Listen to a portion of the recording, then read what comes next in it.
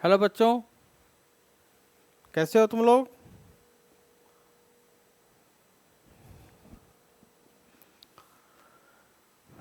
तो तुम लोग का स्वागत है फिर से हमारे चैनल पे। Welcome again to my channel. Keep watching the series bio series NEET 2025, जो हमने ऑलरेडी 6-7 सीरीज करवा दिया, 6-7 पार्ट करवा दिया है उस सीरीज में। अभी देखो हम नेक्स्ट पार्ट की तरफ बढ़ रहे हैं। जो हमने पार्ट्स करवाया है उसका एमसीक्यू भी कुछ आज हमने डाला है इम्पॉर्टेंट एमसीक्यू, इसको भी कर लेना। उसका पीडीएफ का लिंक भी डिस्क्रिप्शन में दिया हुआ है, उसे डाउनलोड करके इसको भी सॉल्व करना और असेस करना अपना परफॉर्मेंस। फिर अभी हम लोग आगे चल रहे हैं उसी सीरीज में आगे बढ़ते हुए पॉलन पिस्टिल इंटरेक्शंस में।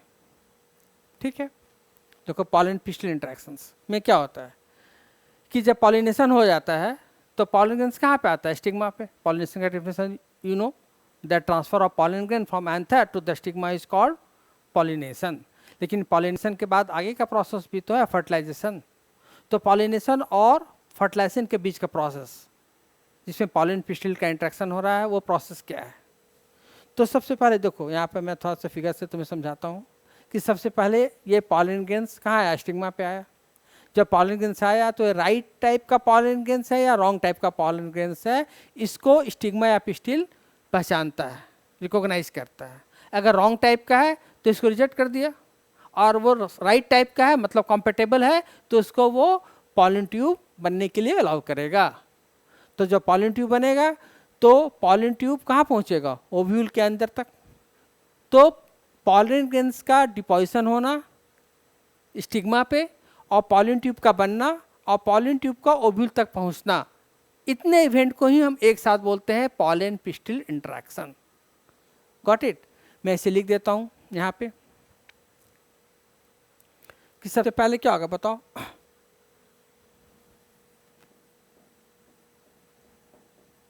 पॉलिनेशन होगा। जब पॉलिनेशन होगा तो पॉलन ग्रेन कहाँ पे जाएगा? स्टिग्मा पे। ठीक है, अब यहाँ पे दो क्वेश्चंस लग गया, राइट और रॉन्ग। अगर राइट है तो ये पॉलन ट्यूब, पॉलन ग्रेन जो है शॉर्ट में लिखता हूँ पॉलन ग्रेन, क्या करेगा? जर्मिनेट करके क्या बनाएगा? Pollen tube. पॉलन ट्यूब बनाएगा। जैसे देखो यहाँ पे बन रहा है पॉलन ट्यूब, और ये पॉलन ट्यूब कहाँ इन करेगा? ओव्यूल के अंदर। दिस इज द ओव्यूल और दिस इज द ओवरी। तो ओवरी के अंदर क्या बहुत सारा ओव्यूल है, तो पॉलन ट्यूब इन कर जाएगा ओव्यूल तक, ओव्यूल में। तो इसी इंट्रैक्शंस को पॉलन ग्रेन का स्टिग्मा पे लैंड करना, पॉलन का जर्मिनेशन करके पॉलन ट्यूब बनाना और पॉलन ट्यूब का एंट्री होना ओव्यूल में, इसी प्रोसेस को हम लोग बोलते हैं pollen pistil interaction. Pollen pistil interaction जो एक केमिकल प्रोसेस है, केमिकल डायलॉग है पॉलन और पिस्टिल के बीच का। अब जब पॉलन ग्रेन्स माइक्रोपाइल के थ्रू इन करेगा, अब कहाँ पे? एम्ब्रियो सैक में, ओव्यूल के अंदर। ठीक है, अब आगे का प्रोसेस देखो, पहले समझ लो इसको। नेक्स्ट प्रोसेस क्या होगा कि जब ये देखो, जब यहाँ पे आ गया ये एपैरेटस, तुम लोग ऑलरेडी सब स्ट्रक्चर जानते हो कि यहाँ पे माइक्रोपाइल की तरफ में एक होता है, एक दो सिनर्जिड होता है। तो एक सेल और सिनर्जिड को क्या बोलते हैं? एक एपैरेटस। तो सिनर्जिड में एक और फिंगर लाइक स्ट्रक्चर्स होता है, इसे बोलते हैं फिलीफॉर्म एपैरेटस। देखो this is a filiform apparatus. तो फिलीफॉर्म एपैरेटस का फंक्शंस क्या है? ये माइक्रोपाइल एंड है ना, जिधर सिनर्जिड्स और एक होगा वो माइक्रोपाइल एंड हो गया। ठीक है, तो देखो यहाँ पे कौन आ रहा है? मेल गैमेट आ रहा है। किसके थ्रू? पॉलन ट्यूब के थ्रू। मेल गैमेट को कौन कैरी कर रहा है? पॉलन ट्यूब ना, पॉलन ट्यूब। तो पॉलन ट्यूब की मदद से मेल गैमेट कहाँ पहुँच रहा है? फीमेल गैमेट तक पहुँच रहा है। तो when the pollen tube carries the male gamete up to the female gamete, it is called siphonogamy. It is called siphonogamy. यह वर्ड एनसीईआरटी में नहीं दिया है, मैं तुम्हें बता दिया एक्स्ट्रा। साइफनोगेमी हो गया। पॉलन ट्यूब की मदद से मेल गैमेट फीमेल गैमेट तक पहुंच रहा है। तो देखो जैसे यहाँ पर जाएगा तो दो सिनर्जिड्स में से पहले इसका देखो स्ट्रक्चर, फिलीफॉर्म एपैरेटस का क्या फंक्शंस है। तो it guides the pollen tube, it guides the pollen tube. Synergids कहाँ सिनर्जिड्स में क्या होगा, फिलीफॉर्म एपरेटस होगा। देखो ये सिनर्जिड्स है, इसी में कौन सा स्ट्रक्चर है, फिंगर लाइक स्ट्रक्चर है जिसे हम बोलते हैं फिलीफॉर्म एपरेटस। तो it guides the pollen tube entry, pollen tube के एंट्री को यह गाइड करता है कि पॉलन ट्यूब को वो जीपीएस की तरह काम करता है, पॉलन ट्यूब को गाइड करता है कि तुमको ऐसे आना है, इधर ही सिनर्जिड है और इसके थ्रू तुमको इन करना है और एक के पास अपना मेल गैमेट को भेजना है। ठीक है, तो दो मेल गैमेट, देखो वन ऑफ द सिनर्जिड क्या हो गया, डिजेनरेट कर गया। देखो ये इंपॉर्टेंट याद रखना कि दो सिनर्जिड में से एक सिनर्जिड डिजेनरेट कर जाता है और पॉलन ट्यूब बर्स्ट करके मेल गैमेट को सिनर्जिड में रिलीज कर दिया। देखो मेल गैमेट को यहाँ पे सिनर्जिड में रिलीज कर दिया, यही मेल गैमेट ये वाली, दो मेल गैमेट हो गया। ठीक है, तो out of two one synergid degenerate, और जो डिजेनरेटेड सिनर्जिड्स है उसके थ्रू ही पॉलन ट्यूब इन करेगा और अपना मेल गैमेट को डिस्चार्ज कर देगा। कहाँ पे, साइटोप्लाज्म ऑफ द सिनर्जिड्स में। तो मेल गैमेट कहाँ डिस्चार्ज हो गया, discharge into one synergid out of two, किसी एक सिनर्जिड्स में। एक सिनर्जिड डिजेनरेट करेगा, उसी सिनर्जिड्स में मेल गैमेट को डिस्चार्ज कर देगा। अब वो मेल गैमेट जो है, एक मेल गैमेट है, दो, यहाँ पर कितना मेल गैमेट है, दो है ना, तो एक मेल गैमेट फ्यूज कर जाएगा एक के साथ में, जिसको बोल देंगे सिनगेमी। और दूसरा मेल गैमेट जो है वो क्या कर देगा, टू मेल गैमेट है, इसमें से एक इसके साथ फ्यूज करेगा, दूसरा फ्यूज कर जाएगा सेंट्रल सेल में जो पोलर न्यूक्लियर है उसके साथ में, इसे ट्रिपल फ्यूजन बोल देंगे। इससे क्या बन जाएगा, जायगोट बन जाएगा और जायगोट एम्ब्रियो में डेवलप कर जाएगा, और ट्रिपल फ्यूजन से क्या बन जाएगा, एंडोस्पर्म, जो डबल फर्टिलाइजेशन हो जाएगा after the discharge of male gamete into the cytoplasm of the synergids. तो यहाँ पे दो पॉइंट याद रखना तुम्हें। पहला पॉइंट हो गया कि पॉलन पिस्टिल इंटरेक्शन किसे बोलते हैं, पॉइंट वाइज चलो। तो पॉलन पिस्टिल इंटरेक्शन हमने बता दिया कि पॉलन ग्रेन का डिपॉजिट होना स्टिग्मा पे, अगर राइट टाइप का पॉलन ग्रेन है तो पॉलन ट्यूब बनेगा, और वो पॉलन ट्यूब कहाँ इन करेगा, ओव्यूल में। इस प्रोसेस को बोलते हैं पॉलिनेशन होने से पॉलन ट्यूब का एंट्री होने तक के प्रोसेस को बोलते हैं पॉलन पिस्टिल इंटरैक्शन। समझ में आई बात। इसमें फिलीफॉर्म एपरेटस का क्या रोल हुआ ये हमने बता दिया, सिनर्जिड का क्या रोल हुआ ये भी बता दिया। अब यहाँ पे दो चीज़ और देख लो कि यहाँ पे पॉलन ग्रेन आएगा तो इस पॉलन ग्रेन में कितना सेल स्ट्रक्चर होगा या मेल गैमेट कहाँ पे बनेगा। ठीक है, तो अगर pollen grain two cell stage का है, टू सेल स्टेज का पॉलन ग्रेन है, यहाँ पे हमने देखा ऑलरेडी, देखो या इसके ऊपर दूसरी रीडिंग कर लो तो अच्छा रहेगा ये वाली एनसीईआरटी को जो हमने बताया, इसी को एक बार फिर से रीड कर लेते हैं एनसीईआरटी को line by line. Pollen pistil interaction. Pollination does not guarantee the transfer of right type of pollen, compatible pollen of the same species, as the stigma. Often pollen of the wrong type, either from the other species or from the same plant, if it is incompatible, also land on the stigma. तो pollen grain सही आ रहा है कि नहीं आ रहा है, इसको recognize कौन करता है, pistil. तो pistil has the ability to recognize the pollen, whether it is of right type, मतलब कॉम्पेटेबल है, या रॉन्ग टाइप है, इनकॉम्पेटेबल है। इसको रिकॉग्नाइज करने का, पहचानने का कैपेसिटी किसके पास है, पिस्टिल के पास है। पहला पॉइंट। नेक्स्ट पॉइंट, अगर ये राइट टाइप का है तो पिस्टिल क्या करेगा, पॉलन को एक्सेप्ट करके प्रमोट करेगा पोस्ट पॉलिनेशन इवेंट, मतलब पॉलन ट्यूब का ग्रोथ होगा। ठीक है, जिसके बाद फर्टिलाइजेशन हो जाएगा। अगर पॉलन ग्रेन रॉन्ग टाइप का है तो पिस्टिल क्या कर देगा, इसको रिजेक्ट कर देगा, मतलब पॉलन ग्रेन्स का जर्मिनेशन नहीं होगा स्टिग्मा पे, या पॉलन ट्यूब का ग्रोथ नहीं होगा स्टाइल में। तो ये जो प्रोसेस है, ये टोटल प्रोसेस क्या है, केमिकल प्रोसेस है। ये टोटल क्या है, केमिकल है, मतलब एक्सेप्टेंस या रिजेक्शन। तो यहीं पर बता रहा है कि ये रिजेक्शन और एक्सेप्टेंस जो हो रहा है वो क्या है, तुम्हारा केमिकल प्रोसेस है। इसके बाद ये देखो कि जब कंफर्टेबल पॉलिनेशन हो गया, मतलब सही ढंग का पॉलन ग्रेन्स, राइट टाइप का पॉलन ग्रेन्स स्टिग्मा पे आ गया, अब इसको पॉलन का जर्मिनेशन हो रहा है, मतलब पॉलन ट्यूब बनना है। तो पॉलन ट्यूब बनने के लिए क्या होगा, पढ़े हो ना कि पॉलन ग्रेन में एक्साइन होता है, इंटाइन होता है, और वहाँ पे जहाँ पे एक्साइन नहीं होता है, जो स्पोरोपोलिन का बना होता है नहीं होता है, वहाँ पे क्या होता है, जर्म पोर होता है, उसी जर्म पोर से पॉलन ट्यूब निकलेगा। तो pollen grains produce a pollen tube through one of the germ pore. The content of the pollen grain to content of the pollen grain, जो पॉलन ग्रेन्स के अंदर का सेल है, कंटेंट है, वो पॉलन ट्यूब के अंदर क्या होगा, जाएगा। ठीक है। Pollen tube grows through the tissue of the stigma and style and reaches the ovary. Ovary तक पहुंचेगा।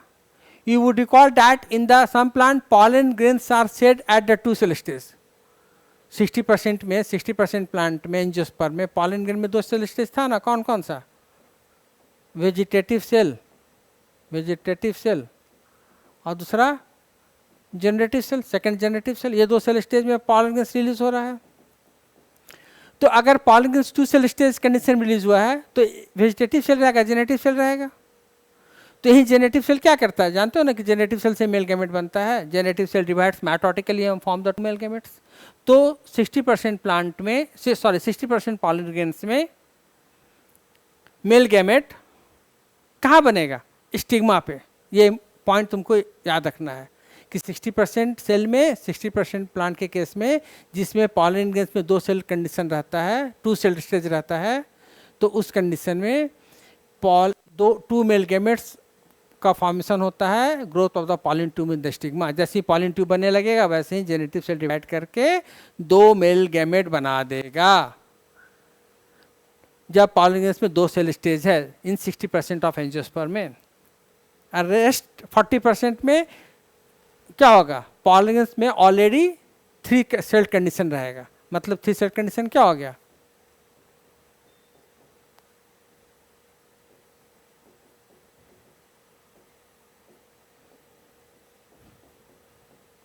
इसमें फ्रॉम द वेरी बिगिनिंग ही क्या होगा, मेल गैमेट होगा। तो वेजिटेटिव सेल एक होगा और 2 मेल गैमेट शुरू से रहेगा, 2 मेल गैमेट बिगिनिंग से रहेगा, 2 मेल गैमेट, तो 3 हो गया ना। तो यहाँ पर यही बता रहा है कि in plant we set pollen in the 3 cell condition, the pollen tube carries the 2 male gamete from the beginning.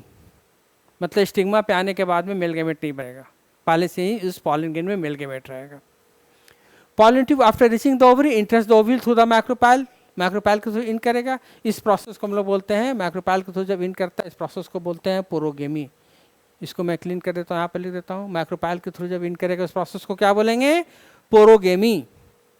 जब पॉलन ट्यूब मैक्रोपाइल के थ्रू इन करेगा उस प्रोसेस को बोल देंगे, मैक्रोपाइल के थ्रू इन करेगा इसको बोल देंगे पोरोगेमी।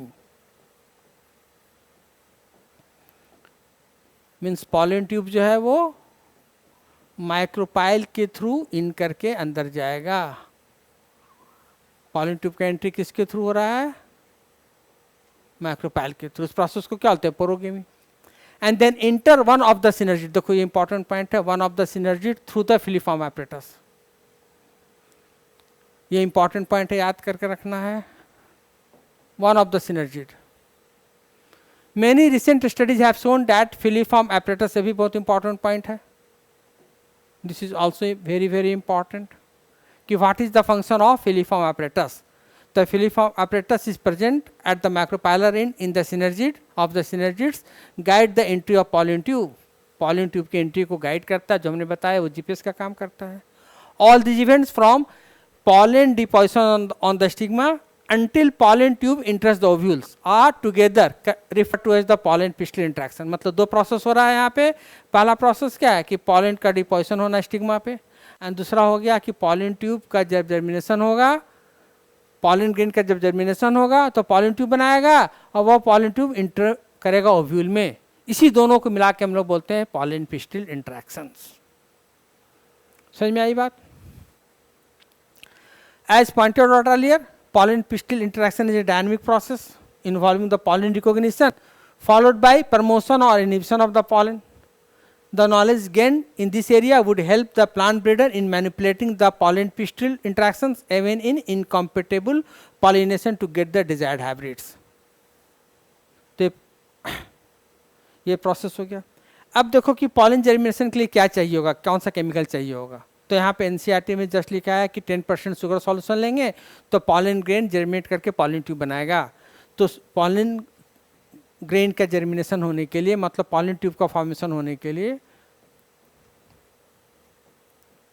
पॉलन ग्रेन का जब जर्मिनेशन होगा तो क्या बनाएगा, पॉलन ट्यूब। ठीक है, तो इसके लिए क्या क्या चाहिए, तो इसके लिए शुगर चाहिए, इसके अलावा बोरोन भी चाहिए, इसके अलावा एक और केमिकल होता है आयोनिसिटॉल, आयोनिसिटॉल कॉम्प्लेक्स।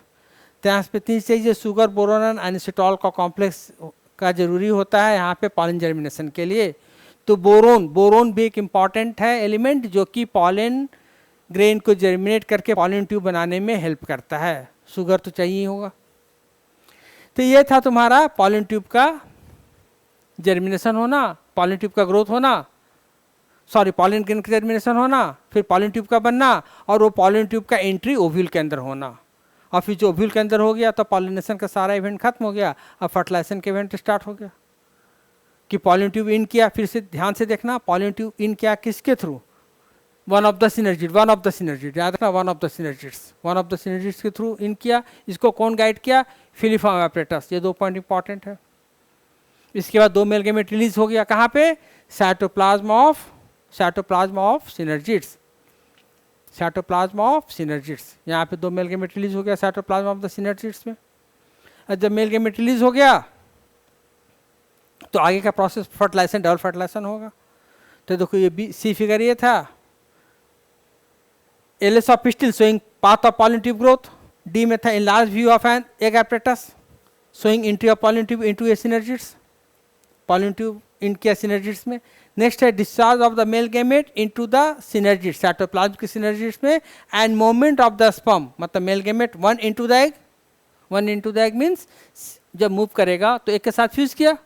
इस प्रोसेस को क्या बोलेंगे, सिनगेमी या जनरेटिव फर्टिलाइजेशन, जिसका रिजल्ट हो जाएगा जायगोट जो डेवलप करेगा एम्ब्रियो में, and other into the central cell.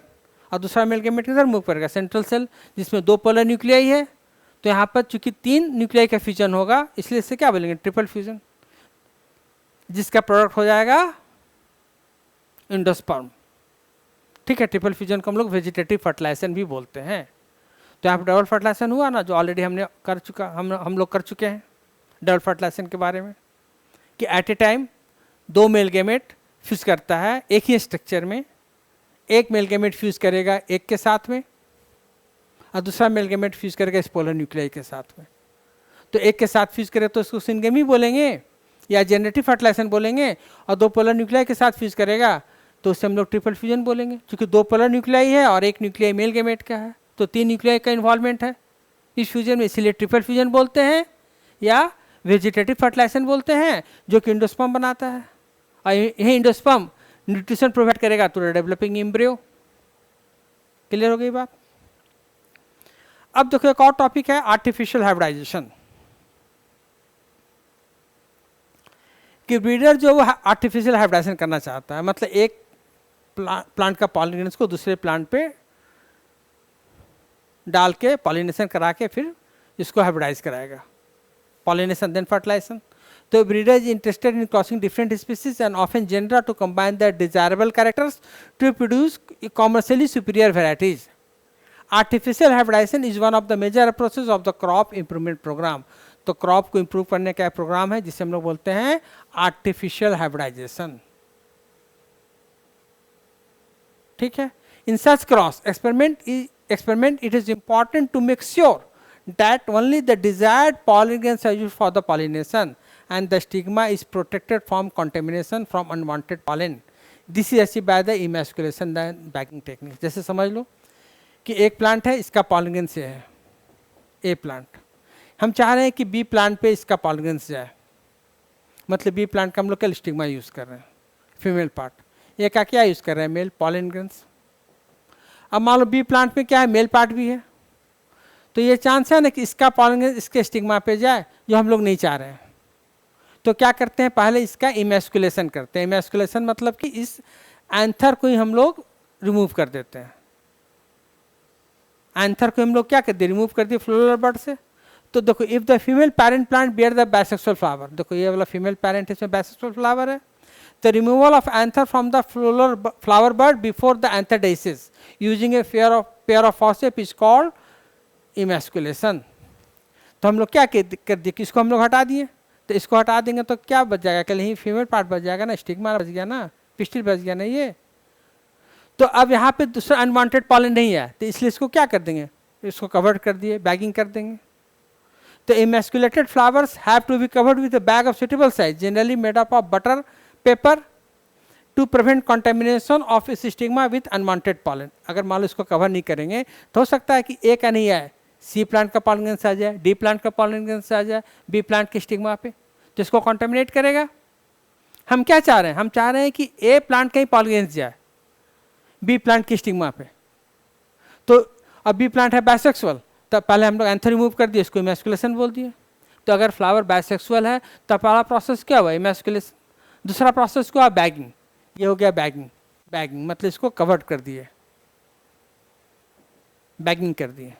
क्या चीज़ से, जनरली बटर पेपर से, ताकि इसका कॉन्टेमिनेशन नहीं हो, इस प्रोसेस को बैगिंग बोलते हैं। और जब stigma of bag flowers attains receptivity मतलब मैच्योर हो गया, तो इस मैच्योर पॉलिनेशन को जो कलेक्ट किए थे, इस बैग को हटा देंगे। अब बैग को क्या कर दिए, रिमूव कर दिए, और पॉलिनेशन को इसको ट्रांसफर कर दिए। पॉलिनेशन यहाँ पे आ गया, ट्रांसफर हो गया, फिर से इसको रीबैगिंग कर दिए, फिर से इसको रीबैगिंग कर दिए। जो डिजायर्ड पॉलिनेशन था, जैसे एक डिजायर्ड पॉलिनेशन था, इसको यहाँ पे डाल दिए बी प्लांट पे, और फिर से इसको क्या कर दिए, फिर से रीबैगिंग कर दिए। तो when the stigma of the bag flowers attain maturity, mature pollen grains collected from the anther of the male parent are dusted on the stigma and the flowers are rebagged and the fruits are allowed to develop। तो अगर यहाँ पे flower bisexual है, अगर flower bisexual है तो artificial hybridisation में कितना प्रोसेस इन्वॉल्व होगा, 3 प्रोसेस। आर्टिफिशियल हाइब्रिडाइजेशन में 3 स्टेप होगा। पहला स्टेप क्या हुआ, इमेस्कुलेशन। तुम लोग समझ गए इमेस्कुलेशन क्या हुआ। दूसरा हो गया बैगिंग, एंड थर्ड हो गया रीबैगिंग।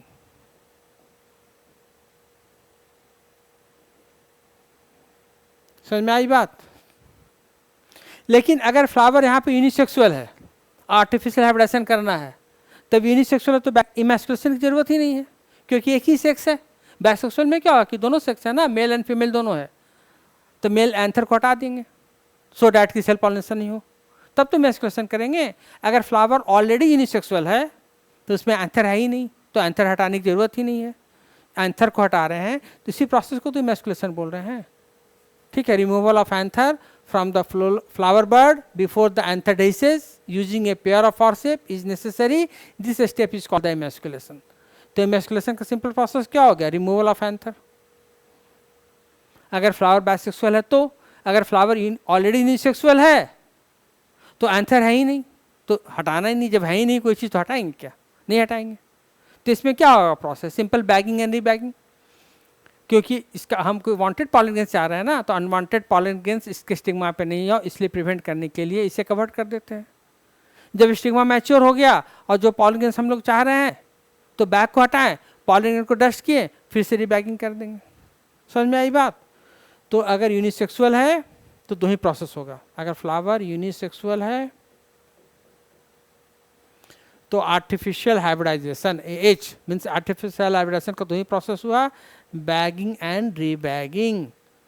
देखो अगर इस तरह से भी कोई क्वेश्चन आता है, एमसीक्यू बनता है इससे, तो तुम इसको कर लेना, नीट के लिए इंपॉर्टेंट है कि अगर फ्लावर यूनिसेक्सुअल है, हाइब्रिडाइजेशन करना है, तुम कौन सा प्रोसेस करेंगे, कल बैगिंग रीबैगिंग। अगर फ्लावर बाइसेक्सुअल है तो 3 स्टेप होगा। देखो यहाँ पे लिखा है bagging, when the stigma of the bag flowers attain receptivity, ये तो ही है वाला है यहाँ वाली। If the female parent produce the unisexual flower, there is no need for the emasculation, emasculation की जरूरत ही नहीं है. The female flower buds are bagged before the flowers open. When the stigma becomes receptive, the pollination is carried out using the desired pollen, the flowers are rebagged. जो हमने already बताया कि अगर यहाँ पे यूनिसेक्सुअल फ्लावर है तो emasculation की जरूरत ही नहीं है, क्योंकि यहाँ पे एंथर है ही नहीं. तो केवल फीमेल फ्लावर्स को क्या करेंगे, बैक कर देंगे बिफोर द फ्लावर्स ओपन्स. ये लाइन यूनिसेक्सुअल फ्लावर्स है तो इमैस्कुलेशन की जरूरत ही नहीं है. The female flowers buds are bagged before the flowers opens. तो बैगिंग और रिबैगिंग ही होगा अगर फ्लावर यूनिसेक्सुअल है तो दो ही स्टेप हुआ, फॉलो कर लिए. फ्लावर अगर यूनिसेक्सुअल है तो दो स्टेप हुआ, पहला बैगिंग एंड दूसरा रीबैगिंग. और अगर बाइसेक्सुअल है तो इमैस्कुलेशन हो जाएगा, क्योंकि एंथर है तो इसको भी रिमूव करना है. क्यों? क्योंकि हम उसका पॉलिन को उसके स्टिग्मा पे नहीं जाना देना चाहते हैं. समझ में आ गई बच्चों? ये था तुम्हारा आज का टॉपिक, जिसमें हमने बताया आर्टिफिशियल हाइब्रिडाइजेशन, जो कि एक क्रॉप इम्प्रूवमेंट प्रोग्राम है. अगर आर्टिफिशियल हाइब्रिडाइजेशन करना है, फ्लावर बाइसेक्सुअल होगा तो 3 step, emasculation, bagging and rebagging. अगर फ्लावर यूनिसेक्सुअल होगा तो केवल 2 step, bagging and rebagging. Emasculation होगा ही नहीं क्योंकि एंथर है ही नहीं. Got it? पढ़ते रहो, ग्रेजुअली बढ़ते रहो आगे की तरफ, and you will really achieve the success in coming NEET 2025. ठीक है, इसी शुभकामना के साथ चलो हम लोग फिर मिलते हैं अगले क्लास में. Till then bye bye and see you again.